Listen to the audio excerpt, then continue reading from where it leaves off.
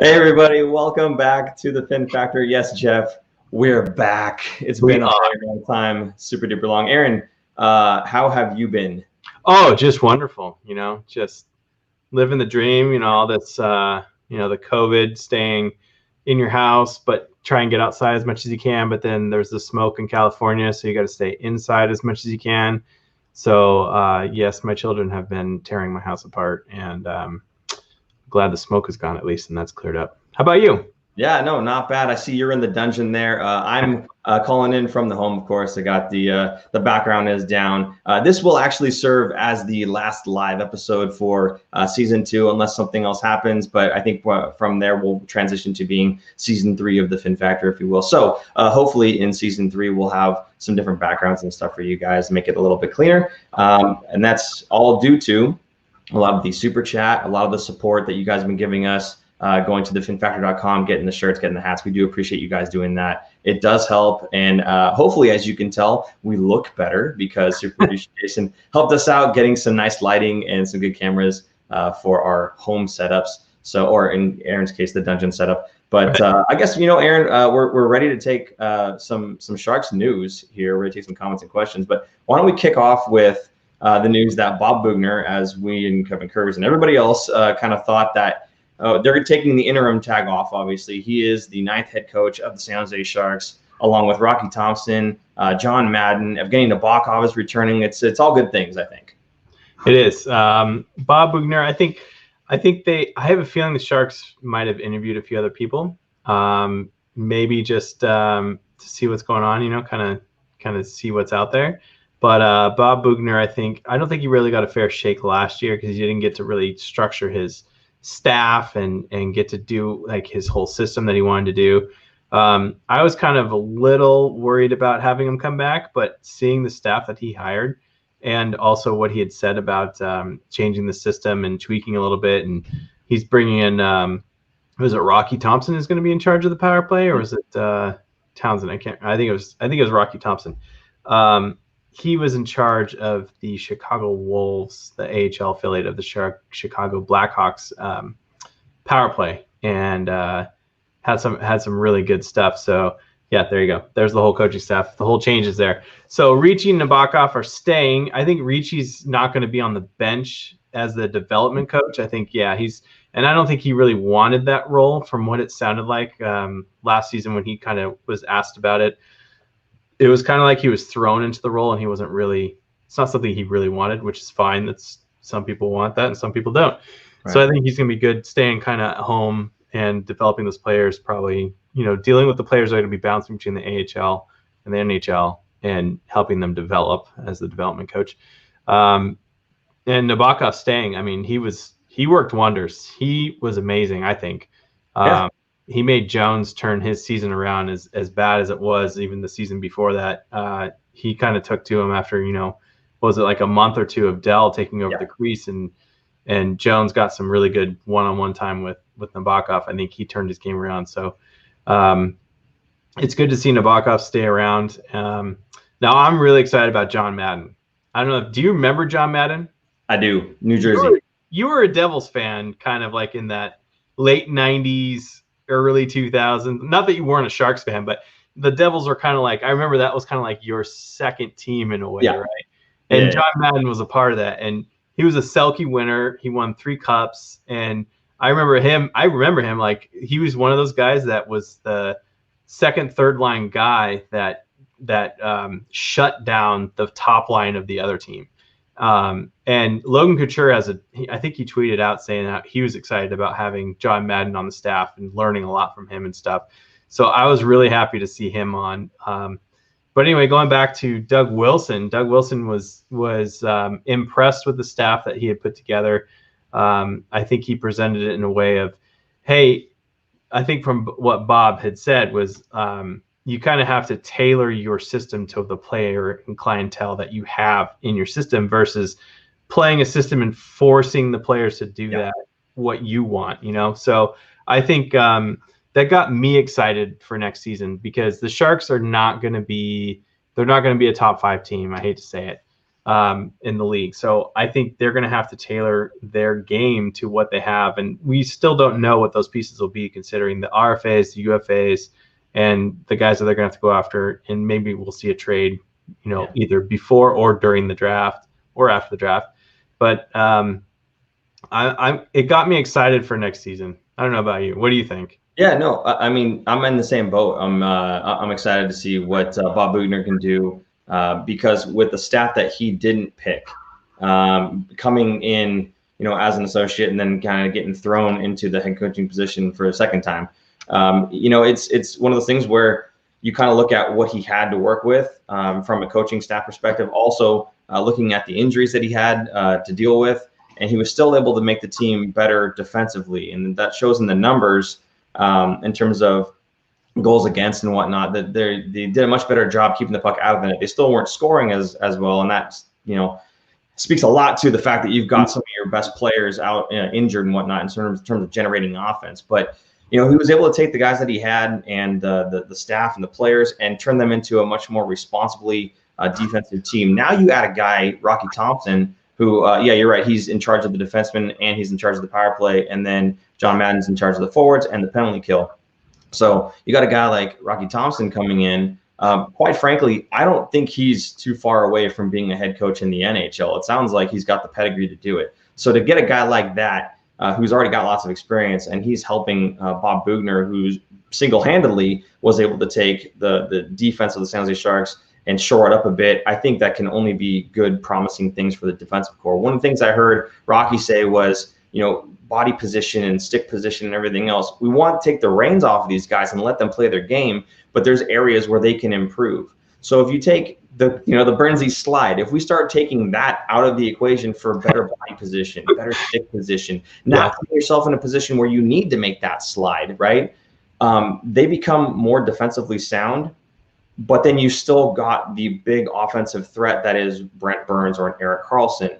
So you still may have the same amount of giveaways. We've talked about that before, but at least this way, you've got that strong offensive presence and you're not giving up as much defensively. So hopefully that goes really well. Also with John Madden, taking a look at the penalty kill, he had said that the penalty kill, they were doing so many really good things.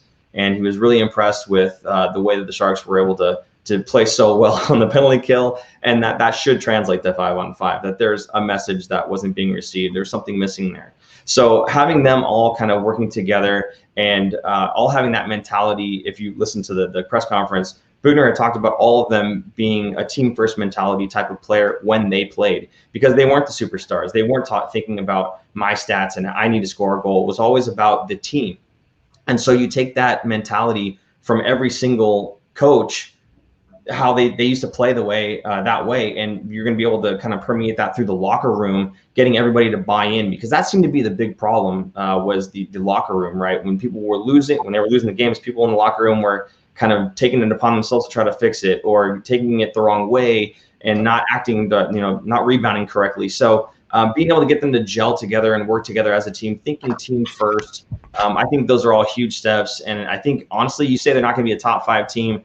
I'm not going to say that they are, but I think we're going to be much better than we were this season. I know that's not hard to do, but I think it's going to be a drastic improvement. Yeah, the bar is kind of set low compared to last season. I mean, imagine if this next season there's going to be, 24 teams that made the playoffs. The Sharks would be in that for sure.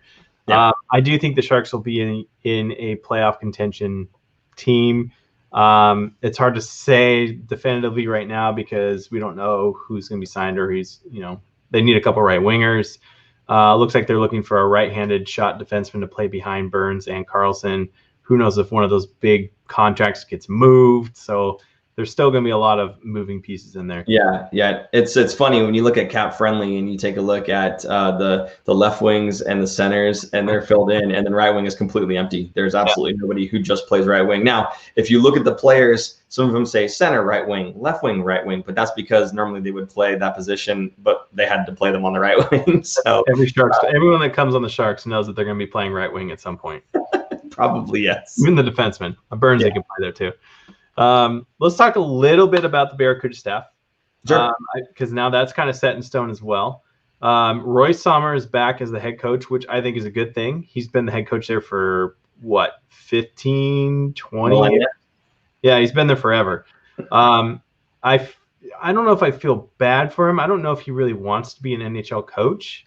I have a feeling he doesn't really want to be because I feel like if he did, he would have been an assistant coach, at least for this year. Yeah. So I think being a head coach down there is good for him. I think it's good for the players, gives it a little more stability. I think we'll see the Barracuda be a little bit better with him being there and the rest of the coaching staff. John McCarthy returns, former player who turned coach, not by choice, kind of by health reasons. Right. Danny Sabarin coming in as the goalie coach. That's interesting to me. I remember him playing in the NHL. I want to say he played for the Penguins. The interesting thing for me on that one is the picture. They didn't even bother getting him in a suit. Yeah, they're probably like, oh, he's joining us. Huh? Let's Google image him. Who is this guy? No, here's the picture. Let's throw this in there. That's kind of funny.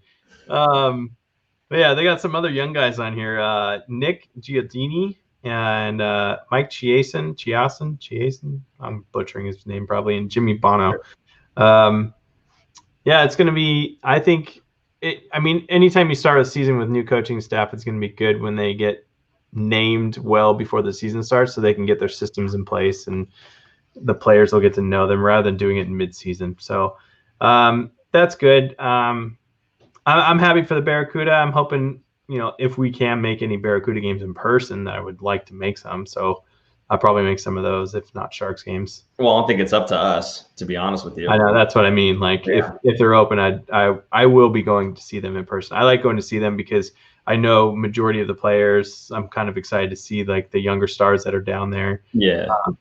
Hopefully we'll see Merkley. I would think is going to be there all year. That would be exciting. I'll tell you who I'm looking forward to seeing again though is Pashnuk, Brinson Pashnuk. Yeah. I'm really looking forward to seeing his game develop. I really think that guy's got a shot of making it to the show. Again, the prospect game that I was able to attend last year, this is a game that featured Brian Merkley and Mario Ferraro. And this is the first guy that stood out to me was Brinson Pashnuk. And he had his brother Steen out there, and he was a forward. And I got confused because I saw Pashnuk in the defensive zone and Pashnuk in the offensive zone. I'm going, oh, it's the brothers. Okay, I get it. No, it was just him. He's just all over the place. The guy was phenomenal. So for me, I'm really looking forward to seeing what he brings and just kind of watching his future closely. So I'm in the chat sort of, but I can't really see it too well. I know that we've got a super chat. I think that just came in. Do you need your glasses on? Is that why you can't see it? No, well, because I'm staring at the camera and I'm doing the best I can to not look down over here. So, oh man, Malted in Montreal. Thank you for the $2. It says, thanks Sharks for Byfield Stuzzle. Go Sens go. You're welcome. Good luck with your ownership. We have, and there was a comment. I say that because there was a comment earlier about the Sharks ownership coming out. I'm blanking on his name right now. Jeez. Yeah. He said he was willing to go spend to the cap, which is good because you and I talked about this offline where there are some teams that are going to have an internal cap where they're not going to spend past a certain amount of money. Yeah. In fact, they're probably already over it and they're going to have to shed some salary. Mm-hmm. I forgot, Pittsburgh was one of them, and I forgot who the other one was named. There's 2 or 3 other teams that were named. But that is good for the Sharks because the cap is not moving this year, correct? It's going to be still the same. So probably the next few years. I think the next 2 at least. Yeah. Next year will help because of Seattle coming in. So some of those players, they kind of get dispersed. So teams are going to lose. You're going to lose a player and some salary without doing anything. Yeah. So it kind of helps spread out the salary cap in a little bit of a way. So hopefully, in 2 seasons from now, not next season, but the one after that, COVID is completely gone. Everyone's immune and we can go back to games and stuff. And they increase the salary cap and the Sharks will be in a much better position. This year, I'm a little worried, unless they move a big piece, I'm a little worried about the cap space. Not that they won't spend to the cap, but it's going to be super tight again this year. Well, Malta, thanks for the super chat. We appreciate that. We'll go ahead and develop those players, and we'll trade for them later anyway. So I guess the only other – so, Aaron, you were just mentioning something. I forget what it was you had just said now because I had to take my little jab at Malted. But What was it you were just saying now? Hasso Plattner saying that he's going to spend at the cap. Thank you. Yeah. So I think that's you great. Bowd for the Hasso name. I couldn't think of it. Yeah, I think that's great. I think it's awesome that you have an owner just like that who's like, you know what, this is what I'm going to do. We're going to go ahead and spend to the cap. We're going to try to take advantage of some other teams maybe that aren't going to be able to do so, and those players are going to have to walk. And the other nice thing is I think some of those players are going to have no choice but to accept lower salaries than what they're worth, unfortunately, just because the cap's not going up. Teams can't afford to pay them what they're actually worth. So either you're going to see some teams that can't or don't normally spend start spending and be really good right out the hop because they're going to get a bunch of big names, or I don't know, those guys are just going to have to take smaller contracts on. So in terms of the movement you were just talking about too, that was the other thing. Possibly moving one of those big contracts. Obviously, we've talked about Brent Burns, and I don't want anybody getting a flip-flop thrown at them tonight if possible. But it seems more of a reality that Brent Burns would be the one that gets moved. Now, somebody had said that they don't really feel like, after listening to the press conference, they don't really feel like anything's going to change in terms of getting rid of any of those big names. I'm not sure if that was you or somebody else I was talking to, but it sounds like after having heard the press conference, there's areas we can clean up that they're talking about with the existing personnel. So in your opinion, do you think a big trade is still on the table, or do you think that that's not something that Doug Wilson's looking at anymore? Hard to say. I don't know Doug Wilson's mind, and we don't have any insights, but I think I wouldn't be surprised. I'll say it that way. I wouldn't be shocked to see a trade. Yeah. I also wouldn't be shocked if we don't see a trade and we kind of see what we got. I feel like that's kind of what they did this last season. Yeah. Let's see how we are and go from there. But I'm leaning more towards there will be a trade than not a trade. I think there needs to be some kind of shakeup and just kind of some relief in cap space to make more moves. Not necessarily a trade like a 1-for-1 player, but just to move cap space and then sign some guys. Tyler Toffoli is one of them that right. people are throwing around in the chat room. But also, like Zach Croft just said, buy out Martin Jones. It doesn't work that way.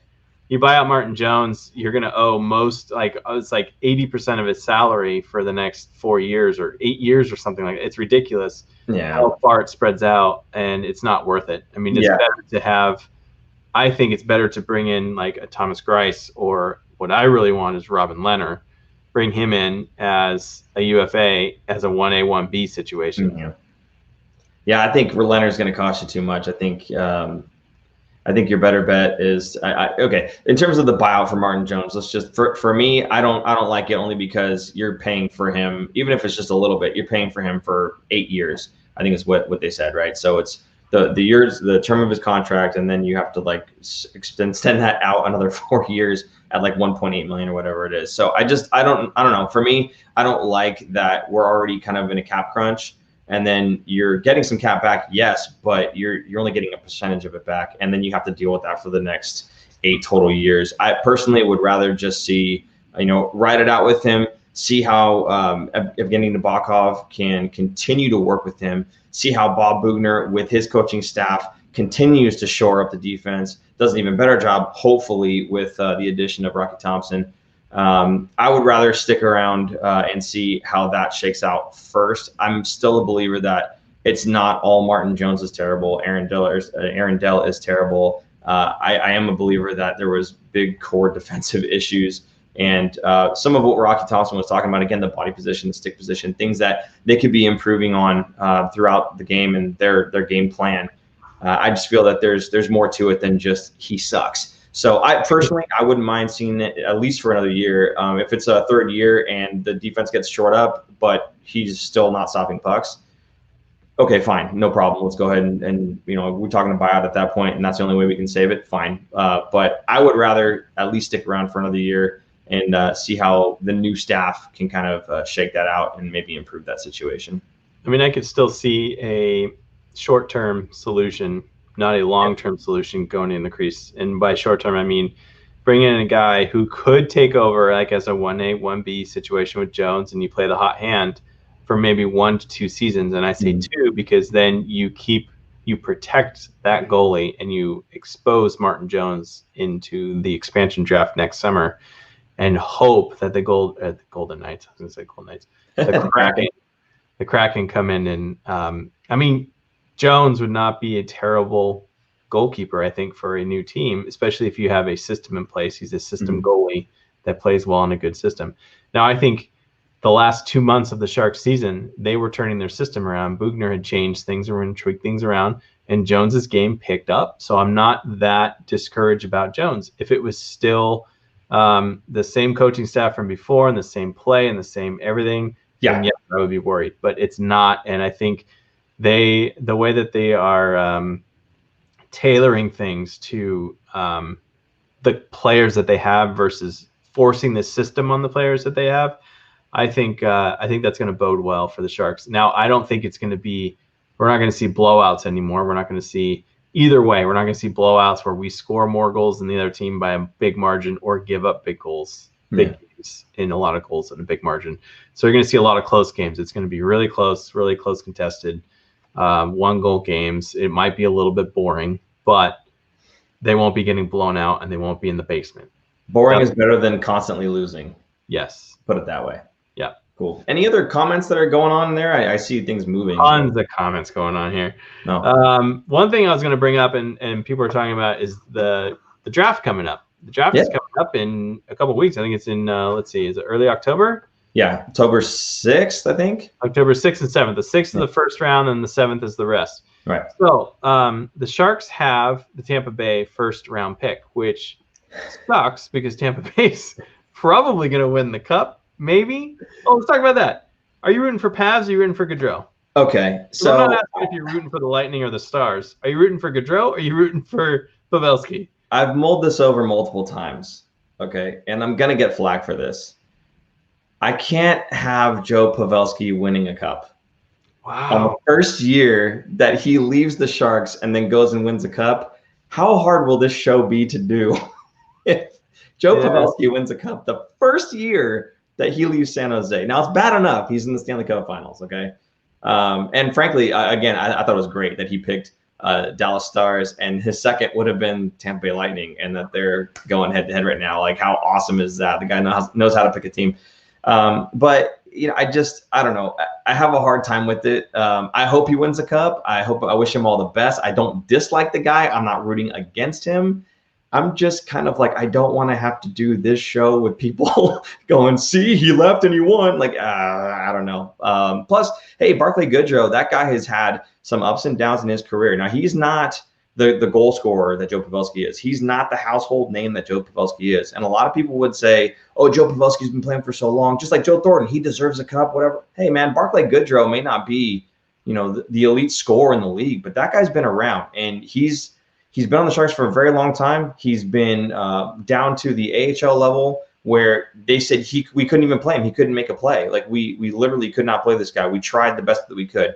And he went down to the fourth line, to the part where he was on the bench, and they were like, you know what? You got to pick your game up. And he turned it around, fought his way back to being an NHL caliber player, a Swiss Army knife. You could play him anywhere in your lineup, literally anywhere. First, second, third, fourth line, left, center, right, did not matter. Guy played everywhere. And I think there's a special place for guys that can do that. And I would love to see Barclay Goodrow win a cup. Now, again, he's not a household name like Pavs is, but it doesn't mean he doesn't deserve it just as much. And I think people overlook that. So for me, I think I'll be happy for either one of them. I'll just be happier if it's not Pavs, because I can't have him winning a cup as soon as he leaves San Jose. I don't know. I mean, I could go either way. I just think because Pavelski plays more minutes than Gaudreau does, it's a little more meaningful. He's more valuable to his team, I think. I think the offense, just like it did with the Sharks, it kind of goes through him, especially when he's on the ice. And his line has been performing very well for the Stars. So it's great to see. And it's nothing new for Sharks fans watching him play. It's like, oh man, you really miss having Pavelski on the team. I know I do, but and that's a whole nother discussion that I'm sure a bunch of people are going to jump on in the comments. The offense either goes through him or it goes off of his chin in the net, one way or the other. Right. One thing I did want to bring up, though, you brought up the Vegas Golden Knights, and I happened to see Golden Knights in the chat there for a second. There was some talk about how Robin Leonard was going to be signed by the Vegas Golden Knights, and then they would be buying out Marc-Andre Fleury. Now, I don't understand why they would buy him out. Why wouldn't they just put him up for Seattle expansion? He could be the first goalie to play for 2 expansion teams in their first year. But if they did buy him out, there was discussions like on Facebook and whatnot about, hey, what if the Sharks went after him because he's a buyout and he probably wouldn't cost much if you were to sign him onto your team, dude, for like league minimum. Guys already getting paid. If you did it even just for that 1 year, having Fleury and Jones as a tandem, and even then after that, if Melnichuk develops, fine, Fleury's gone, put Melnichuk in, you're good to go. That was kind of an interesting scenario, and one that a lot of people were saying, no, we don't want to do that. First of all, he's a Golden Knight, whatever. And then the other thing was you want to develop young talent. To my response to that was basically, you develop the young talent in the AHL. When they're ready, you bring them up, because we saw this season, when you bring up young talent and they're not ready, it doesn't always bode well, and they're not always developing. So my question for you really was just kind of like your thoughts on that, and the people in the comments too, feel free to chime in. Is that something that if you could get a guy like Marc-Andre Fleury, who is a buyout candidate perhaps, for a league minimum, would that be something you'd be interested in, or is there just too much hate for Vegas Golden Knights? No, I mean, I would take practically almost any player that gets bought out. Because when you sign them for the league minimum, because they don't need the money because they already are getting paid, you're going to get a good player. So majority of the time, unless it's some kind of buyout where the player's like injured, like David Backes, where he's never going to play again, that's a different story. But someone like Patrick Marleau, like Marc-Andre Fleury, these guys can still play. Yeah. The problem is, because everyone knows everyone's salaries, now it becomes a question of, should this guy be on our team? He's hurting us more than helping us because he's not worth this money, blah, blah, blah. It changes the whole value system of having a player in a team. If we had no idea anyone's salaries, all we knew was there's a salary cap of $180 million and the Sharks are close to it. We don't know how, but it's close. Yeah. Nobody would complain, really. I mean, not as much, I should say. You can't really complain about individual players if you don't know how much they're making. Once you know how much they're making, and then that puts a lot of pressure on them. I mean, look at Kevin Labanc. Would you pay $1 million for what Kevin Labanc did last season? Yes. Yeah. Yes, I would. As bad as he was, I would still love to have him on my team for $1 million. Now, if he was making $6 million, how would you feel? Right? Yeah. Yeah. $4 million, $5 million. Just now you change the number. Now you're like, oh man, this guy's terrible. Well, he played the exact same way for $1 million versus $6 million. It's the same thing. Well, there's expectations, right, in terms of which line you're playing on and whatnot as well. So yeah, so any buyout player, you get a buyout player like I said, like Marleau for the league minimum. Absolutely, I will take them on the team. You have no obligation to put them on the top line. Yeah, you put them where they fit. We'll jump in the comments in just a second here, but I do want to get your thoughts on should the Sharks re-sign Patrick Marleau, Joe Thornton? Yes. I think so. Yes, at this point, only because of the holes in the lineup, and we kind of need them. 100%. That's why. It's not that I think that they are superior players compared to other players in the NHL, but for the value, for the salary cap, everything I just talked about. Yeah. You get them at the league minimum. Absolutely, there's still value there. Yeah. You sign them for more than $2 million a year? No, not even close. No, that's fair. Love it. Okay, so you want to just go ahead and look through the comments there and find one that you like, and we'll take it. Jack Frost said, can we talk about the draft? Let's talk about the draft a little bit. I don't want to get too much into it because the Sharks, let's say they have Tampa Bay's pick. Let's say they keep the pick and they use it. It's either going to be 30th or 31st. Does it really matter at that point? No. The talent is going to be the exact same. Now, the interesting thing is the Sharks in the second round have the 34th overall pick. Yeah. So if they pick 31st, they're picking again 34th. That's pretty close together. Now you can package those two picks together and move up in the draft, which we have seen them do. I wouldn't be surprised if we do see the Sharks do it. If there's a player that kind of falls around the 20th round, just like we saw Merkley fall to 21st, I think it was his year. Mm-hmm. They were like, we need to get this guy. Or actually, they didn't trade up for Merkley. They didn't have to trade up for Merkley. They didn't trade that. Yeah, he just fell there into their lap, and they were like. But a player like Merkley, where he should have been in the top 10 or top 15, and is slid all the way down to, let's say, 25th. Yeah. Now the Sharks can say, okay, they're going to look at other teams and go, are they going to draft this guy? Because let's look at what those teams need. There's a lot that goes into it. Yeah. Now, that's how much I'm going to really get into the draft, because I'm not getting that deep into the 30th and 40th players that should be picked in the draft. I'm not that knowledgeable into the junior leagues of hockey. So I don't know. I'm kind of excited because they have close picks that are close together, assuming they use them. So we'll give him a chance while I kind of talk here. What about the draft did you want to talk about specifically, Aaron? You can kind of scan for that. But yeah, I think it's really interesting too that there's 2 picks that are coming basically back to back there, right? So it's going to be 31st and I think 34th or whatever you said overall, right?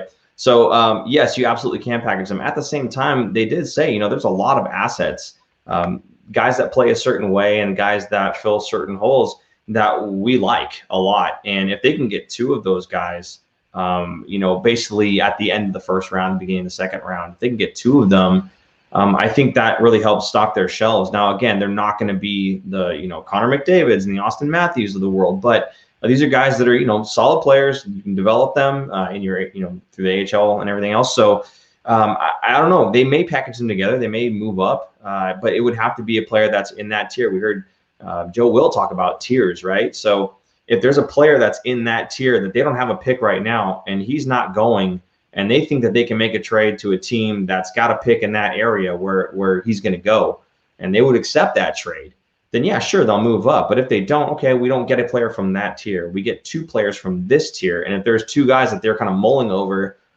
you take them both, right? Or, the flip side, if there's really only one guy at that second tier that they really want, they use one of the picks for it, and they take that other pick, trade it down or trade it away for something else. You can always trade a pick for someone else's future second round pick or whatever it is. Or, if it was a first, trading it for their first or something, whatever the case may be. And if you're doing better than them, you're going to move up in the draft the next season. So I think they said they have 3 picks in the top, like 52 or 54 or whatever it is. So, you can get a pretty decent haul out of that. So, again, not going to be superstar players right off the hop at least. But, they have options. And I do like that Doug Wilson likes to use those picks as currency, those for his prospects, as well, same thing. Where he can use those assets to get the things that he does need. Again, for me, I like having that known, right? The known good. That's why I'm okay with giving up a first if it means you're getting a guy like Erik Karlsson. I know what Erik Karlsson is. I don't know what I'm going to get out of that first. It may be good. It may be good, maybe great. It may not. It may turn out to be, Mirko Mueller, a guy who's serviceable, but he's no Erik Karlsson. So I don't know. That's kind of my thoughts on it. I'm happy with what we have, especially given that, the Barclay Goodrow trade brings in a first. Now, again, the thing everyone kind of forgets is we also had to give up a 3rd round for that. But you got to break some eggs to get your omelet. So I think for me, it makes a lot of sense. You get a guy that is, replaceable. I love Barclay Goodrow, and he's a Swiss Army knife, and all the things I said about him earlier are still true. But at the end of the day, he's still a guy that is very replaceable. And if that means you can move up a round and a half by unloading him, I mean, it's not such a bad thing, especially in a draft as deep as this. Now, I see we have some colors in the chat, which I assume means there's some super chat in there. So if you want to go ahead and handle those. Paul sees colors and he's like, woo. Sharks fan 27. Thanks for the almost $5. What's the word on the backup goalie situation? Are the Sharks sticking with Dell? I don't believe so. I think Dell's going to be gone. Only because just like Barclay Goodrow, he's replaceable. I think you can find a cheaper alternative to what Aaron Dell is. I think I still think a 1A, 1B situation is going to be ideal for the Sharks, and that's what they're going to lean towards. Apparently, I heard rumors of, was it Darcy Kemper, and was there one other one that they were looking at? The only one that they were really tied to was Darcy Kemper. That was the only rumor that was kind of being more widespread was Darcy Kemper. Yeah. So, I mean, I would love to see that. I would love to see, new, fresh blood. And it's not like you're going to get Darcy Kemper as a backup. I mean, this guy, he can challenge Jones for sure, right? So I think it's – what's up? Like a 1A, 1B situation. Well, I think Jones becomes the 1B in that situation. That's what I mean. You could swap him out. That's the point. Yeah. So I think that would be great in terms of cap space and can we afford it and all that. I don't know how that shakes out exactly. I'm not sure what his contract is. I'm not sure what he would be asking. there's other goaltenders that I wouldn't necessarily go after that are going to be available come free agency, Braden Holtby and Corey Crawford, to name a couple. But there's options, and that's kind of the nice thing, right? Is that there's some things that the Sharks can do to kind of open themselves up to bettering themselves, and hopefully one of those options actually bears some fruit. So we'll see. You like Corey Crawford, huh? No. Oh, I thought you said Corey Crawford. I did, but that's not one of the guys. I'm not saying I would go there. I'm saying they have options, right? Darcy Kemper, $4.5 million this season and next. That's about the right. I would absolutely pay him that. I would absolutely pay him that if we weren't already paying Martin Jones the amount that we're paying him. Exactly. It's a little too much. Yeah. Lundy, 87. Thank you for $1 or $2. Aaron, did you watch either YouTube videos? No. There are some videos I think that he posted. I'll have to look back and find those. Or if you want to go ahead and DM those to us or something like that, and we'll see if we can get Aaron to watch it right after the show here. I can't remember if I watched them or not. I think that's something that he had sent recently. Sorry, Lundy, I can't remember off the top of my head. It's been a long week at work. Sorry. Anthony Sanchez. Anybody check out Cobra Kai on Netflix? Briefly. We're not there yet. We'll come back at the top of the hour when it goes off the rails. I want to know if we trade Burns to a team like Winnipeg to trade up from Jack Frost. That's what we're thinking. I wouldn't be surprised if we see a big trade. It could happen during the draft, or maybe right beforehand, where they get the whatever overall pick. That would do both situations. Now, this draft, I think, is supposed to be a semi-strong draft in terms of like the amount of players that will be NHL caliber players, but there are no players that are going to be like McDavid. Think more along the lines of Tavares or Jack Eichel. Very good players, but not McDavid, not Crosby, not those caliber in those tiers, So the Sharks aren't really missing out on a once-in-a-lifetime player that's going to be coming in the draft in the top 3 when they would have they should have had the 3rd overall pick, I think it was. Something like that. So don't be too upset about them not having their first pick and that Ottawa's getting it, because Ottawa's just going to blow it anyway. And I'm sure that one Ottawa fan, was it Malted? Montreal. He'll have something to say about that if he's still awake and still watching. What do you think of that he watches though? What? I love that he watches though. Yeah, no, it's awesome. It's fantastic. What do you think of Jacob Markstrom of Vancouver? No, I think he's solid. I think he's this is a guy that he came into the league with high expectations, kind of fell off for a while there, and he's kind of made himself a nice little comeback. So I think he's the current goaltender that he is. I think he's great. I think I'm not sure how much he would cost, but if it's not too much, it's another guy I wouldn't mind taking on for sure. The other one I was thinking of, the other goalie that they were rumored, was Jake Allen. He got traded to Montreal. He was linked to go to San Jose. Yeah, that was the thing. So I remember reading about that, and I was like, oh, that's what I was trying to think of. I knew there was another goalie there that was linked. But anyway, Anthony Sanchez, the Sharks will never get the first overall pick in the draft. The NHL will never let that happen. That's not true. Hopefully the Sharks will never be in the position again, at least for a long time, to get the first overall pick. I'll say that. I think that's the takeaway here, is that the Sharks, it's not that the league won't let them, it's that the Sharks have done too well, too consistently over the years to be able to get a first overall pick, right? So they would really have to tank, like really, really, like this season, for instance. But I honestly, like, again, I'm one of those guys who, I'm going to take some flack for this too, but I really do feel that if the Sharks went in with the exact same roster with this coaching staff instead, where the message maybe is not kind of falling to the wayside like it was with Pete DeBoer. You take the exact same roster, healthy though, right? I think they don't come anywhere near 7th worst in the league or whatever it was, right? Or worst in the West at least. I don't think they come anywhere near that. I think when that team is gelling and the players are playing well, together and they're healthy, I think this is a team that absolutely does make playoffs. That's what we said in the beginning of the season, if you remember, Aaron. And I was talking to Joe about this too. That's why I called you Joe. But that's one of the things that we were talking about was this team is definitely a playoff team, And then you see injuries, and you see the losses piling up, and there's no cohesion, and all of a sudden Pete DeBoer gets let go, and it's like, well, because he didn't have the locker room. Okay, that explains why there wasn't some of the cohesion there, right?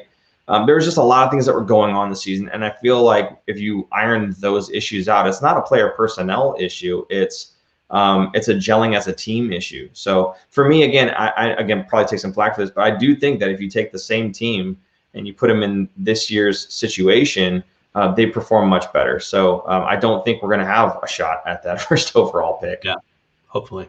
Yeah. Let's see. Yeah, good point about the being healthy. I think if the Sharks are healthy, that's kind of their problem. If they lose one or two guys right now, they're done. Yeah. They have no depth. They don't have the depth that they had a full season ago, or 2 seasons ago now, I guess. So, I mean, if Kane or Couture or Meyer or Hurdle, one of those guys goes down, the Sharks are suddenly extremely weaker than they were when they were healthy. Same with Carlson and Burns. You lose one of those guys, Dunskies, man. I mean, maybe not one of those guys. Maybe one of Carlson, Burns, or Vlasic, I think, is going to hurt too much for the Sharks. I think it'll hurt, but at the same time, here we are talking about the Sharks maybe need to make a trade, getting Brent Burns a new location, right? I think you're hopefully bringing in a higher end player in return that can play most likely a forward, not a defenseman. Right.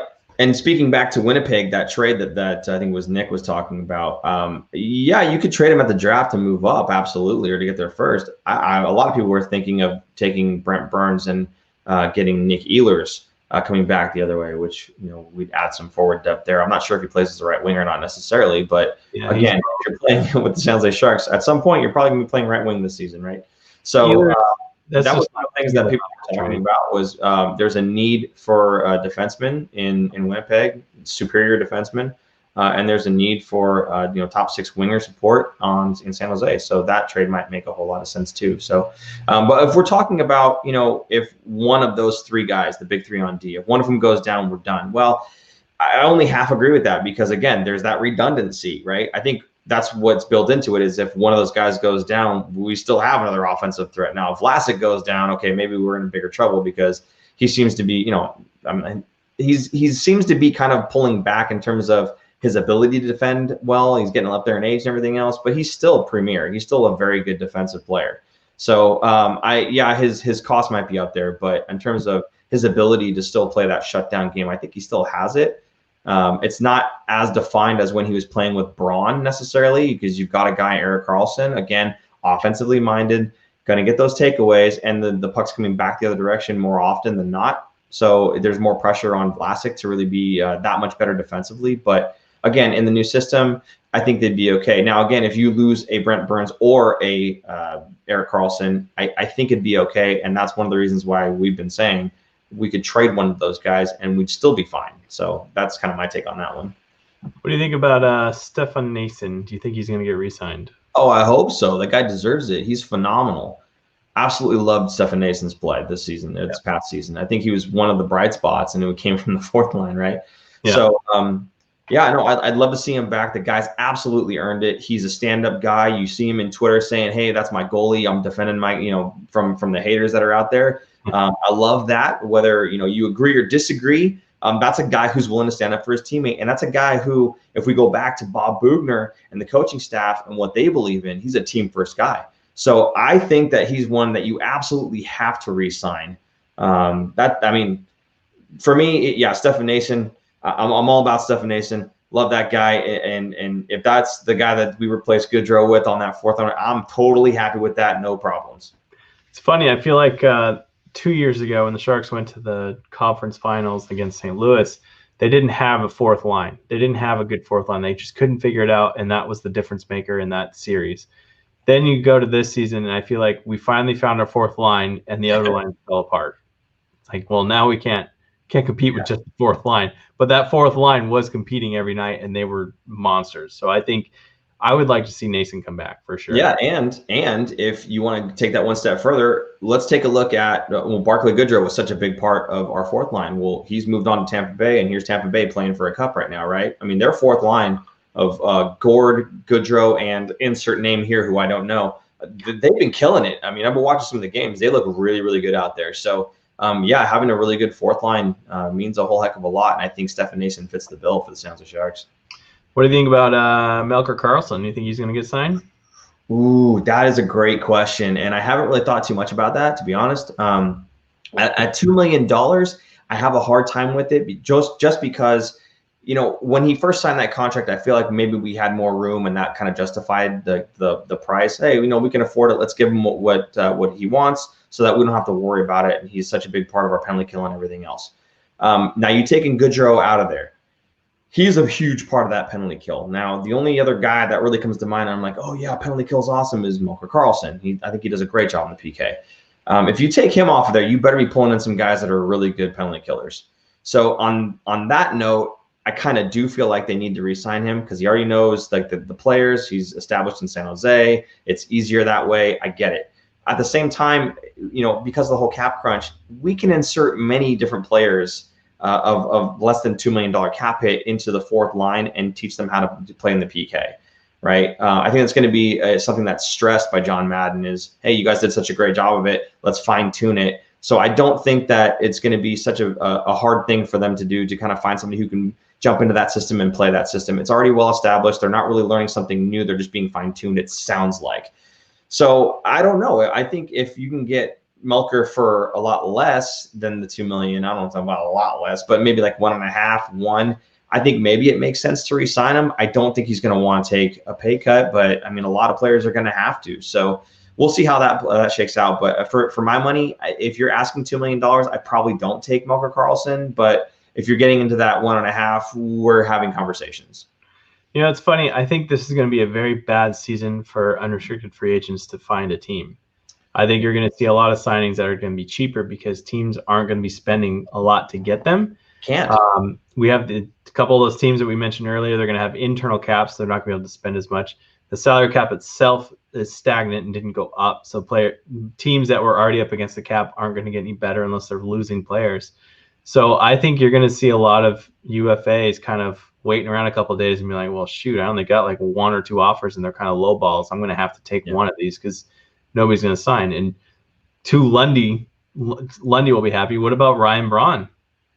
Or Justin Braun. He's Ryan Braun. That's a baseball player. Justin Braun. Right-handed. He's cursing you right now, man. That's his boy. I was just trolling him. That's all. Justin Braun, UFA, 33 years old. Maybe we see a 2 or 3 year contract. Yeah. See some familiarity come back. Maybe, but then who do you play alongside Karlsson now? You've got, you know, Burns, and unless you split up Braun and Vlasic again, but there's one's right and one's left. So that's another weird one. But like you said, you know, they're looking maybe for another right shot defenseman. You would want something who's more defensively minded if you're going to have both Brent Burns and Erik Karlsson. Now, if they move Burns, does it make more sense to bring Braun back? Absolutely, 100%. Would you take Braun over Dalton Prout? Yes. Who's the other right shot defenseman?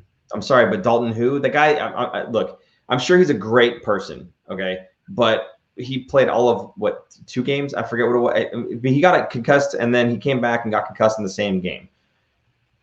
I'm sorry, but that's just too much of a risk. Like, for my money, that's just too much of a risk. Would I take Braun over Prout? 100% all day long, I would. Would I take Prout over maybe somebody else who is kind of like just breaking into the league, an AHLer who's ready maybe to make the NHL roster, but would probably be more like a 7th? That's what Dalton Prout was anyway. So if he comes cheaper, yeah, I'd probably still take the other guy. Although, you know, you want the experience in Prout, okay, sure, go that direction too. No one's going to pay Dalton Prout the amount that he's probably worth. He's a guy that's, you know, at the fringe of anyone's thoughts right now in terms of picking up some depth defense. And it's unfortunate, but again, in a time right now where there's a cap crunch, he's not going to get paid. He's not going to get paid anywhere near what he probably could or should get paid if he was 100% healthy. Yeah, I mean it'll be interesting to see. I think somebody said tomorrow is the buyout period coming up soon. You know what? I'm shocked, and tell me if I'm wrong here, but there's no compliance buyout where you just kind of get that one for free, right? I thought for sure there was going to be one this season because of the cap not moving and just being funky with how it ended with COVID and everything. So I thought we would have seen it, but maybe I don't know. Maybe they just didn't. It wasn't feasible or something. Because in everyone's mind, that solves the goaltending issue right there, doesn't it? Then what? Then you go hard after a UFA, and what if you don't get one? Yeah, no, that's true. But again, the UFA market for goaltenders, I think, is not like huge, but I mean, there's quite a few names in there. Yeah, every team that didn't win a cup thinks they need a new goalie. Oh yeah, totally. That's 30 teams looking for a new goalie. 30 teams fans looking for a new goalie. Sure. You don't win a cup, you need a new goalie. That's why. That'll solve everything. Just saying.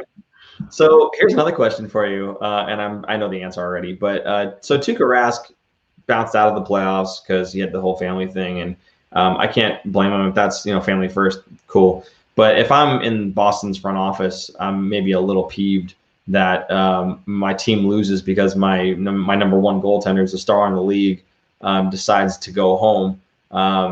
That's not really a team first mentality. So I don't know. Do you think that maybe Halak kind of takes the reins there and they kind of see what they can get for Tuukka Rask in terms of a trade, maybe? No. I'm just curious about that. And again, the only reason is, Boston has had some history trading with San Jose, obviously. So I'm Eastern and Western. So I was just kind of curious, like, Tuukka Rask makes $7 million. What's that? He makes $7 million. Yes, he does. So would you trade Burns for Rask? Yeah, I think I would. For 1 year? He's got 1 year. No. Okay, for 1 year, yeah, fair enough. He's got 1 year, as does Halak. 1 year. Okay. He's also, Tuukka is 33, Halak is 35. Yeah, and Burns is what, 35, right? Mm-hmm. Would I want Tuukka Rask on my team? Yes, for $7 million for one season. Yeah. Do you think he'd be that big of a difference maker for the team? Yeah, I think he would. Taking away Burns and Jones to bring in Rask? That's basically what would happen. You don't think so? I don't know.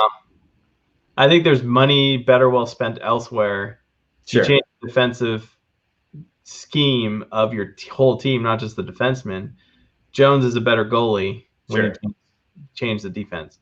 So I think money is better well spent in other ways. Sounds good. That's any other glaring comments there, or tons. There's lots. Okay. Anthony Sanchez, Jones is our goalie. We sink or swim with Jones. I think so. Yeah. At least for another season or two. Hopefully Nabby takes care of Jones from Dr. Morphine. I don't think Jones is going to be like a superstar all of a sudden, but I do think that the numbers trend the other direction. And I mean, quote me on that, I guess, because you can throw it back in my face if it doesn't work out that way. But with Nabby kind of stepping in and going to the practices and seeing him, the way he coaches, he's such a goof, but just seeing the way that he coaches, it looks like it might be getting through a little bit better than the way Moose Johan Hedberg was approaching it. So, you've only heard good things about Nabokov as a goaltending coach. And again, when you couple that with, the system that's supposed to be being put in place, Bob Boughner, more defensive-minded, Rocky Thompson, defensive-minded, John Madden, all those guys playing, as a team when they played and kind of permeating that throughout the locker room and their team play. I think you're really going to see Martin Jones' numbers trend a different direction. So hopefully that's the case. I would hate to be wrong, but I really do feel like we're going to see a different, not Martin Jones necessarily, but you're going to see a different outcome in terms of the whole team playing better together as a unit. So we'll see how that shakes out. Now they're just kind of trolling me about more trades here. Okay. So, Rask is staying in Boston. Report that Rask left the team because the child was sick. Yeah, I believe it was a family issue. Trade Burns for Babrowski. Aaron would love it. Brady velocities and Babrowski for Burns 1-for-1 with 50% retained. No, I still wouldn't do it. Babrowski's making $10 million? Yeah, 10 mil. How did he do last year? Yeah. What to do? Not much better. No thanks. Yeah. If you look at it that way, we got a deal with Jones, man. 5.75 versus 10. Yeah. It's a deal. Almost half the cash to be just as bad. Like, why would you pay more? Yep. Paul wants us to get a defensive defenseman from Nicholas Egan. Yeah. I would love that. I think we need one. I think Shimmick is kind of like that player, but I think we need another player, kind of like basically what we lost in Brendan Dillon moving. Yeah. Someone who could still move the puck at least. But defensive and can hit, bigger body. Because Carlson's not a big body. He's very good with the stick work, but he's not a big body. He's not going to box people out. Yeah. So, well, that's what Dalton Prout was supposed to be, right? Yeah.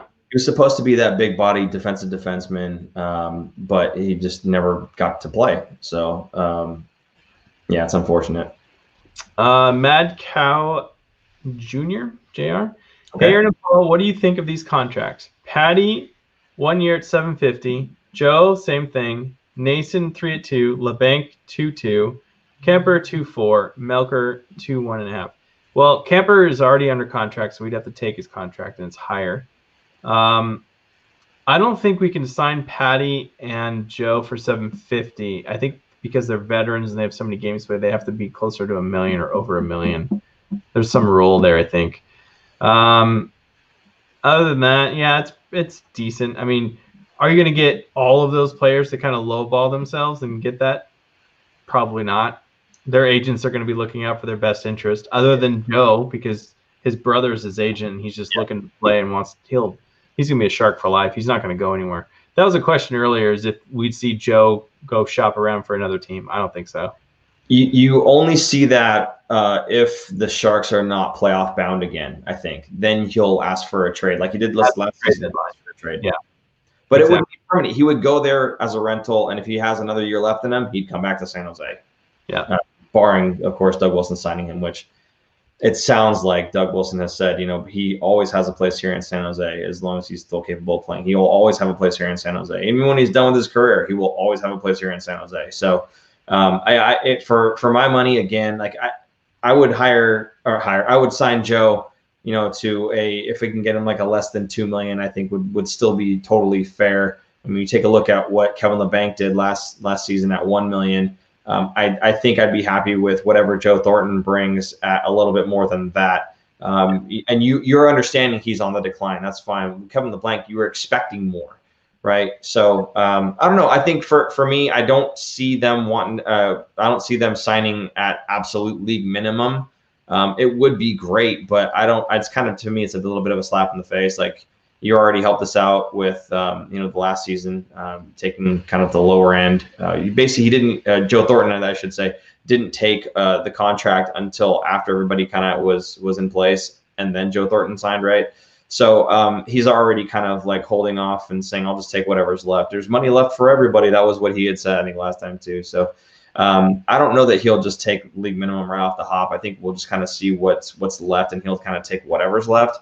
But I think the rest of those seem pretty realistic to me. It would be nice if Kevin LeBanc bet on himself again. I wouldn't mind another $1 million contract at 1 year, but I think $2 million for 2 years is totally doable. He probably should be making more than that, but I think the fact that he did bet on himself and it did backfire, if he does sign with San Jose again, it'll probably be a little bit lower than what he could get at open market, which kind of, I mean, he's got arbitration rights now, so I mean, we'll see how that moves. But yeah, I think that's not too far off. Yep. What was I going to say? I found one. Oh, Nicholas Egan. The NBC deal is up at the end of the 2021 season, so hopefully a new broadcasting contract will bring more money into the league to help with the cap. I think that contract that they'd signed was not a very good one for the NHL in terms of money coming in. So now that you look at the other leagues, like the NBA especially, I think they signed $1 billion deal or something like that for a ridiculous amount of time with Turner, like TNT and all that. I think not that they'll make that much money off of the NHL deal, but I think they're going to look at something similar that will bring in way more money than the contract that they had signed with NBC. Mm-hmm. Hopefully, I think NBC does a good job. I like the commentary that NBC provides, the coverage that they provide. I think they do a very decent job. I think it was better than what Fox had it before or something. It was on ESPN. Even ESPN was not very good. Like ESPN was kind of like, here's the fourth stepchild. We don't want anything to do with hockey. I guess we have to do this kind of thing. Whereas NBC kind of was like, this is ours. Like, we have hockey. Let's make it a big thing. So, yeah, I think a new deal. I don't know if it'll still be with NBC or somewhere else, but hopefully they get some bids on there. And with no fans going, hopefully that won't be the case, but that might help increase TV ratings because people are going to want to watch at home more. Yeah. So now you're going to get all those fans that would be going to the game watching at home, which boosts the ratings. That's true. So who knows? Maybe that's worth more. Who knows? I just had a comment. I think someone saying Marlowe signed for league minimum this year, but he was already getting paid from the buyout money. That's a different scenario from what we were talking about. I was saying that the league minimum, I thought he had to get paid more over $1 million because he was probably, yeah. Maybe not. I don't know. They also raised the league minimum. That was an announcement to like maybe 800 or something. Yeah. Anyway, no big deal. Where did it go? What happened to Ryan Merkley from Dr. Morphine? Nothing. He was on his junior team last year, and now he will be on the Barracuda at least to start the season. Maybe depending on camp, how that goes, he could make a roster spot, but I doubt it. I think it's better for him to develop at the AHL level anyway, and maybe get a couple cups of coffee at the NHL level. It's probably what we're going to see. Maybe see what the Sharks have and what their system is and how the players respond. And I mean, it's really a crapshoot right now because we don't know what the roster is going to look like quite yet. But he will be playing the Barracuda at the minimum, so we'll get to see him in San Jose. At what point do you think Ryan Merkley is trade bait, essentially? Like, does he have to make the NHL roster, not this season but the next, before you're like, okay, what's going on with Ryan Merkley? You mean like they're giving up on him and they want to move him? Maybe. I think at what point do you go, this guy's probably going to stay in the AHL? Like, how long do you give this guy? I think we see him in the NHL by the end of this year, and if not, something happened. I'll say that. Maybe like if the Sharks are not in the playoffs, I would be shocked if he didn't make the NHL roster. If the Sharks are in playoffs and we have no injuries, that's a different story. If there are injuries, I wouldn't be surprised if we see him get called up. If there's no injuries and the Sharks are in the playoffs, I don't see why they would bring him up unless maybe just to have him around, like kind of on the bench in the locker room, like they do that sometimes where they bring up players just to be in the atmosphere. Yeah. I don't feel like he would be tradable, though, unless you're getting something really large in return, because he is our number one asset, our number one prospect. So I think they're going to treat him as such. I think they would rather trade away an older player that has a higher salary would be more ideal. And to keep I guess what I'm wondering more is not should they trade him necessarily, but if he doesn't make the NHL roster, say 2021, 2022. Next season. Not next season, but the one after. Yeah, the one after. So this coming season, he gets some time in the AHL. He develops a little bit more. If after that season's done and he's not an NHL, breaking into the NHL like defenseman, do you kind of go like, from maybe we had the wrong pick here, right? Is he a bust necessarily, do you think, at that point? No, I think he'd still be tradable for something. Even if because some team's going to want a right-handed shot defenseman, puck-moving defenseman, regardless of if he's really good defensively or not. There's always going to be a place for him in the NHL, I think. I think after, not this upcoming season, but the one after, if he's not in the NHL by then I could see them going, oh, maybe we made a mistake and we should move him. I do see a comment in there from, I think it's Kyle, asking about the splits between Boughner and DeBoer. I'm going to plug Sheng Peng right now. SJ Hockey Now or San Jose Hockey Now. I'm not sure. But whoever he's writing for right now, he had a nice article on DeBoer and Boughner and the kind of the splits in terms of when one was coaching, what the numbers looked like, when the other was coaching, what the numbers looked like. And essentially, offensively, they didn't do much better. And a lot of that had to do with Bob having 3 of the star players in Couture, Hurdle, and Carlson all out at the same time. But the goals against, the defensive side of the game, the number of blocks even increased. There's a lot of good things that happened defensively when Boughner was there as opposed to when Pete DeBoer was there. So though the offense hadn't really jumped up, and again, there are reasons for that, the defensive side kind of shows that Boughner was able to do more with less. So I would encourage you, go ahead and check out Shengpeng and his articles. He does a really good job in terms of San Jose mix and statistics and everything else and breaking things down. So definitely give him a look. San Jose Hockey Now. There you go. Is his new website. It is a subscription-based website. Just a heads up in case you are looking to see his work. But I think it's worth it. I know we are subscribed, so he does really good work. I really like the work that he was doing at a former site. Maybe I won't say the name. Sure. Yeah. Plug him. So he did great work there. So a very well respected. He's always at the press conferences. You see him asking questions all the time. So it's a good guy. In fact, we may have him on the show sometime soon. So you will be. Yeah. I think we will. We had Kevin on a couple of times. I think it's about time we brought Shengpeng on. So we'll probably do that hopefully soon. How about that Russian goalie Dougie signed Melnichuk? We get a lot of questions about this guy. He has not played in North America. So that's a big deal when you come over from Russia because they play on a different ice surface. He's still there? Yep. In there. I don't know if I blacked out, but my screen just went off. They play on a different ice surface. He hasn't really come over across the pond. He's going to be doing that this year. So he's going to need at least a year. He's not going to be some miracle goalie. Now, granted, other teams were excited in trying to sign him because he had a lot of potential, but that's what he has, potential. He's not an NHL caliber goalie yet. We don't know if he will be or not. It's going to take some time. It's going to take some work. It is exciting because Nabokov is Russian, Kazakhstan. So he speaks Russian. He'll be able to at least help with that a little bit on that side, being the goalie coach. So I'm sure that might have played a factor in him coming over across and signing with the Sharks and not another team. So don't get too excited. That's the other thing about me saying bringing in a 1A 1B goalie for like the next year or two, and then if Jones gets plucked next season for the expansion draft, we have an opening maybe next season, and by next season I mean the one after this upcoming one.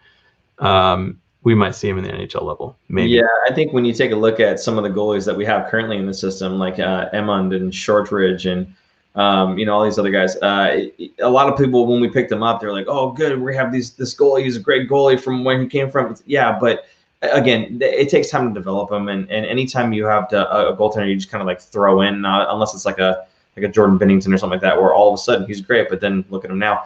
I mean, who knows? He could jump right in and be great. He could also jump in and then you've ruined this guy's confidence because he just got thumped. Who was it we played last season or the season before, Aaron? It was DiPietro's son or something like that. I forget what it was, but the Sharks just destroyed him. He was in the ECHL, I think. He wasn't even in the AHL. He was below that. And they had a rash of injuries to 3 or 4 of their goalies, and so they threw him in, and the Sharks beat him 8-1. Like, it was bad. It was bad. It was embarrassing because some of the goals were like, oh, man, you're not ready for the NHL. That's exactly what would happen. Yeah. So when it comes to goaltenders and prospects and guys that have a lot of promise, as Aaron said, that's what it is, potential and promise. But they still have to go through that whole development process, and there's really nothing wrong with a goaltender taking a few years, because a lot of times that's what it needs. They need a few years. It's not quite like the NBA, say, where a guy gets drafted and you kind of just insert him into the lineup and hey, he's good enough to play. Some of these guys, especially goaltending, it takes a while. And I know it's one of the hardest things to have as a fan is patience, but you always want to see your team, turn it around, do well and win. But in these cases, these guys do take some time. So I think there's a happy medium. Like I said, there's like a stopgap that we could have as like a backup or like a 1A, 1B, even if it's not, a rookie, somebody who's going to develop, we need to bring more youth in and we need to build it up. Yeah, I get that. But you can't throw them into the NHL and expect that they're going to grow, because you might get thumped 8-1 and that goalie's learned nothing other than you've ruined his confidence now, right? So I think it's not such a bad move to grab a veteran guy, even if it's on a 1 or 2 year contract, just kind of as a stopgap, between then and when another goalie might be ready to go. So I think Melnichuk has a lot of promise, and it's all great, and I can't wait. I think the same can be said for like Koshinash, for instance, and Shortridge and Iman and all those guys. Who's the other guy? Sachenko. There's a lot of goaltenders that in their respective leagues, they were awesome goaltenders, but it's not the NHL. So, give them the time to grow and to develop and everything else, and I'm sure it'll pay off in the long run. Yeah. Amon is the other one that we drafted. I said that name. I probably said it differently, like Iman. On the trick, Iman, Kornash, Shortridge. Koshinash. I'm never going to say it right. I know. Next season. So I don't know if you heard this, but originally they were planning on December 1st would be like the opener. Now they're kind of backing off and saying maybe closer to January. Yeah. Do you think there's going to be a shortened season because of that? No, I sounded like Bettman was saying, yeah, we're not really sure when we're going to, but in terms of scheduling, the last I had seen was they were scheduling it for like 82 games, or maybe they said 81 at the time. I don't know, but they were scheduling it for 82 games, I believe. So it sounds like they're going to go full length, which would be bonkers, because either you go basically as far as, even farther in than you would normally, dipping into where you would normally have playoffs, kind of like we're doing this season, to get all those games in and then have playoffs. And then I guess maybe you just have like a really shortened off season for the next couple seasons, until you basically caught back up, to playing in October and starting in October. But yeah, I don't know. It sounded like what they were thinking was, we're going to have a late start. We were thinking of December. It may not be December. It may be later than that. And if it is, they were still talking about it being, a full length season. So it'll be interesting to see how that works.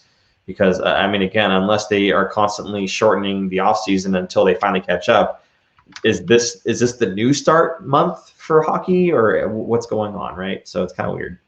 Yeah. Did you see the upgrades to the refrigeration at the tank, using the time off wisely? Yes. That was announced today, I believe. I wanted to know. I don't even know. I wanted to ask the Sharks, like, is it the original refrigeration that they put in back in when they built the arena in 92, 93, or had they already upgraded it once before and they're doing it again now? You look at the picture, they're demoing, looks like they're cracking into the concrete to get there to get the refrigeration, which is nuts. That's a lot of work. I just dug into the concrete at my house and I know how bad it is, and that was only a 4-foot trench that I dug, and it was a nightmare. I got a feeling you didn't have the tools that they had, though, buddy. I did not have a bucket like that. So no, that would have made simple work of my simple little addition there. Well, they did the same at Solar for America, the practice facility. They did take 2 rinks, totally dug up the old cooling and whatnot, and they put all brand new everything in. So those ice services were completely redone, which is awesome. So essentially, they're just kind of extending that to the Sharks playing services now, which is great, because even though the Barracuda will have their own arena, remember hearing all the time where it's like, oh yeah, they had an early game and then the Sharks played on it and the ice was terrible. Hopefully something like this can kind of alleviate a lot of that. So if there is any reason, extended practices and whatnot that tears up the ice in the morning or in the afternoon when the other team is practicing on that rink, kind of alleviate some of that. So either way, improvements to I almost called it the pavilion. Wow. To the arena. That's a throwback. Jeez. So any improvements to the arena that they can make, I'm sure will be absolutely welcomed by both the fans. We saw them doing the lighting and whatnot beforehand, as well as the players, because the players actually have to play on it. So, good stuff. Again, really good use of their downtime. So it's good that they were able to get people in there, because, again, 6 feet apart and everything. So I guess those crews are doing everything safely, hopefully. So that'll be good. Did you mentioned the Cuda's new arena? Do you know if they've broken ground on it or not? I do not know, and maybe we can kind of get an update from Joe Will on that one. Although he hadn't dropped another name, I think it was Ben Guerrero. So maybe we can ask one of the folks over there, the fine folks that have more information than we do, and maybe we can get some good information on that. But I would imagine if they did that with the arena, taking that up and getting all the coolant going, that they've at least done something with the Barracuda, because they did have some pretty big plans to get that going up and running soon. You mentioned they had already ripped up the ground at the Barracuda, or the practice arena. Yeah. Did you play on it afterwards, or is that they just do it recently? No, that's done. That's all done now. They had done that. I think it was like last year they were doing that before all this COVID stuff hit. So they had ripped it up when people were still actually using it and playing on it, and then got it all ready to go. And then I think a couple months later, COVID hit, and I was like, cool, we did all this work and nobody can skate on it. So you didn't get. I was wondering if you got a chance to skate on it, if you noticed a difference in the ice or not. Honestly, I'm not a good enough player to really know if like the ice is good or the ice is bad. I know a lot of people are like, oh, the ice sucks. And it's like, yeah, I can just tell that it's like a slushy. If I'm skating on like a Slurpee out there, then yes, the ice sucks. But other than that, like I just go out there and play the game. I don't think too hard about it. So, and actually most recently, I'm not even doing ice. I had been doing roller, but now that's closed too. So it's like, there's nothing I can do, man. It sucks. I've been playing indoor soccer, and that hasn't happened since probably February, March. Yeah. Man, I miss it. Someone did mention they liked my Jeep in the background. Thank you. Get out of the way. You can see it back there. Yeah. Next. So we are, by the way, we are at 10:20. I don't know how much longer you or Jason necessarily. I don't care. I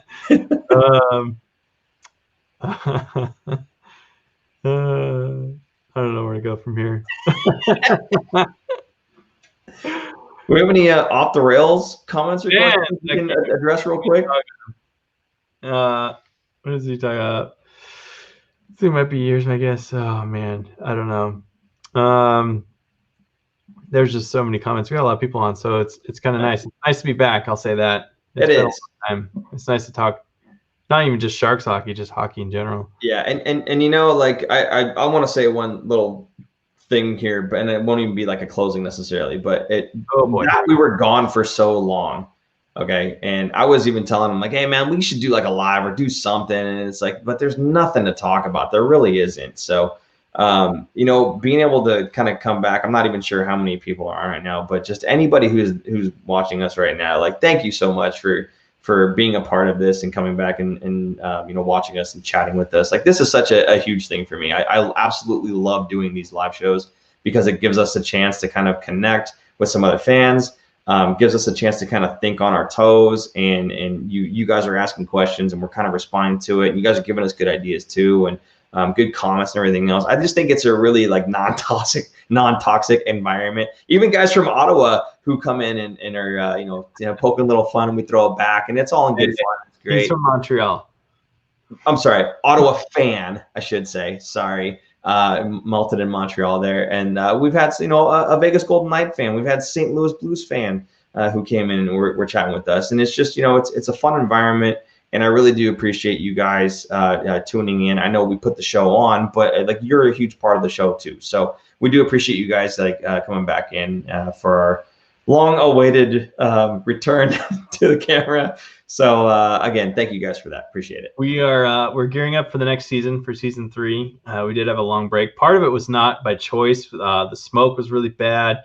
In fact, the fires, not to give away where we live, but they were fairly close to where Paul and I both live. So yeah. I know Paul more than I was like packed and ready to go. So it was a little scary for a little bit. Yeah. So we were kind of, we had our mind elsewhere other than Sharks hockey that was non-existent during the playoffs. So thank you for hanging in there and joining back with us. We really appreciate it. And we really missed you guys. And this is a lot of fun. A lot of comments from both Nick and Zinxie talking about Avengers, because we are playing. We are on PS4 and we're playing Avengers. If anyone else is on there, I'll just leave it at that so we don't have to do it. And we did not do a roll call. Let's do a roll call. Tell us where you are watching from, and what do you want to ask them? What's a good one? What's your favorite color? Shut up. Okay, sure. Oddly enough, my favorite color actually is teal. There you go. Oh, cheesy. It is. Sorry. Orange. Now, where are you calling from? Aaron's calling from the dungeon. My Jeep is orange. It's kind of hard to tell in this lighting. Oh, But yeah. it's almost like the San Francisco Giants orange. It's very, very home of all trash. Nice. Oh, these are great. I love doing roll call. This is one of my favorite times. Speaking of Minnesota, what's his name? Dumba, right top defenseman, right? Mm-hmm. He's another guy that's been. Not mind. What's that? Wasn't he traded? I don't think he was. I don't think he was actually traded yet. No, he was not. I lied. Well, because he's a free agent, I thought. No, he got 3 more seasons at $6 million. Okay. Maybe I'm thinking somebody else. I think he just got signed, didn't he? Talk about Burns. You must have missed that because we did drop that a little bit. I have a question. How do you have a Jeep in your room? It was a tight fit to get through. It's not a room, it's a dungeon. Jeeps are narrow. Jeeps are very narrow, which is one of the pluses of having them. In fact, this Jeep is a 2005. I'll talk about my Jeep a little bit. It's a 2005, and I bought it right out of college. So now you know when I graduated college. One of the first things that I bought, and I still have it, and I'm going to have it for life, and it's a lot of fun. Kyle goes, legit, how'd you get it in there? I'm in my garage. Not to give it away. Yeah. I'm in my garage. The magic is gone. It's okay. Boring. I know. Well, so the nice thing is that once this video, and I think we might do a recorded to kind of wrap up all of season 2 in all its glory. After that's all said and done, I feel like you might see a different kind of background for us. So maybe this gets cleaned up a little bit and that gets cleaned up a lot. And we'll see if we can make this look a little bit nicer. Super producer Jason he swapped us. Super producer Jason helping out a lot with again, the camera, the lighting, helping us look good. We only sound like how we sound, sorry. But helping us look the part, if you will. So we'll hopefully get some other things going on to kind of bring that production value just a little bit higher than it already is. And it'll be nice for you guys. So there you go. And again, thank you so much for the super chat money and whatnot, especially the stuff for tonight. We appreciate that. That does help, and it's part of how we kind of are getting ourselves ready for all this. So again, thank you guys. Dr. Morphine back a ways says, I need a fighting jumbo bobblehead. And that just reminded me, we have a bunch of bobbleheads. Should we do some giveaways for season 2? We have a lot of stuff from our original set that we would need to get rid of. So yeah. We'll think of something. Maybe we'll think of some giveaway. We can't really do meetups anymore because of COVID. I feel like, and I could be wrong, but I feel like we do have a fighting jumbo bobble. Oh, we definitely have one. Or maybe I'm thinking of the one that's the shirtless Joe. Maybe I'm thinking of that one. No, we have the fighting one because it has his hair, isn't it? Like on the. Oh, the tufted hair. Oh, right? Yeah. No, I think we do have one. Yeah. That one might be mine. We might give that away. I don't know. We'll see. Dr. Murphy wants to know what our equipment setup is. Oh, should we give it away? Yeah, sure. Hold on. I'll just. Your phone? That's what we were using before, at least. That's what I was using before. I was using a Chromebook before. Now we got fancy cameras, which was not easy to find during COVID because everybody needs a camera these days. Yeah. So we had to hunt down and do some, hunting, I guess I'll say. So I don't know if Super Producer Jason would want us to say anything. Super Producer Jason, if you would like us to not say anything, swap our pictures. He doesn't care. Okay, never mind. He doesn't care. So you can tell him if you want to. You can tell him anything and everything. So there it is. Hey. He knows more specifics than we do, obviously. Yeah. We have a ring light and an HD camera. I was gonna say we have a ring light and a Logitech camera. Yeah. Whatever. Well, there you go. So you guys want to make your own shows and have us come on? Let's do it. Definitely not doing TikTok. No, I thought last Sunday was the last day to sign up. No, but I do have a MySpace account for the Fin Factor. I did that just to piss off our producer. And it is legit. I made it. It's real. I thought it was funny. Okay. I feel like this is the rails have come off, and we're good to go. So no, don't. That is not real. Please don't go there, because I don't know where that's going to take you.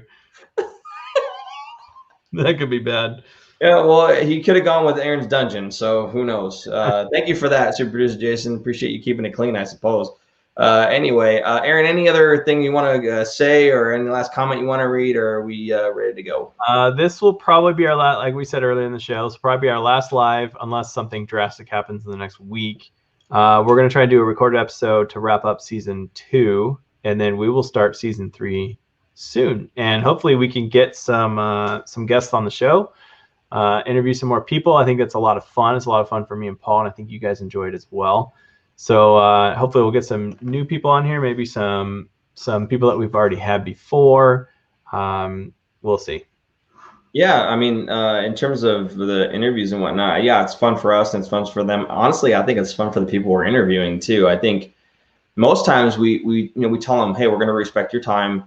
Just give us 20 minutes or whatever it is, and we've had them sit and talk for an hour, just because they're enjoying themselves, and that's kind of the whole way that we want to do this show is we just kind of want to be just buddies that are sitting out and talking with other friends and whatnot. And any interview that we've had, we kind of invite them in the same way, right? So once we get a player, I think we'll be a little more starstruck, and that might go out the window, but we'll see how that goes. But yeah, no, it's definitely a lot of fun, and we look forward to having some more interviews for you guys. And I think it might be a little bit easier with everybody kind of being on camera and remote now. There's not like you have to travel anywhere. So hopefully we can do something with that. So we'll see. But yeah, definitely. Again, thank you guys for tuning in. We really do appreciate it. It's been awesome getting back in the I would say the saddle, but in my little chair here in front of the laptop and everything. It's been great being able to kind of talk some Sharks hockey, even though there's not a whole lot going on. But give it another week or two, and we'll probably be kind of back to that weekly cadence once there's something to talk about. And depends on when the season starts. If we have a long off season, or sorry, a long like free agent period, then we might go kind of underground for a little bit again. But we're back, so we're back. Woo! Good to see you guys. I don't know. I guess that's it. So, Aaron, anything else? You good? That's it. Cool. For super producer Jason, I'm Paul. And I'm Aaron. And you just watched episode number 90. I guess it's a live stream. So thank you guys again. We will catch you soon. Maybe. When will then be now? Soon. Bye-bye. Bye. Thanks for tuning in. If you like this episode, check out our other content, especially interviews. You can interact with us directly through social media at The Fin Factor and on Instagram at Fin Factor. And don't forget to join our live streams on YouTube. Visit our website at thefinfactor.com, where you'll find all of our episodes as videos or podcasts. You'll also find our exclusive merchandise to help support our show.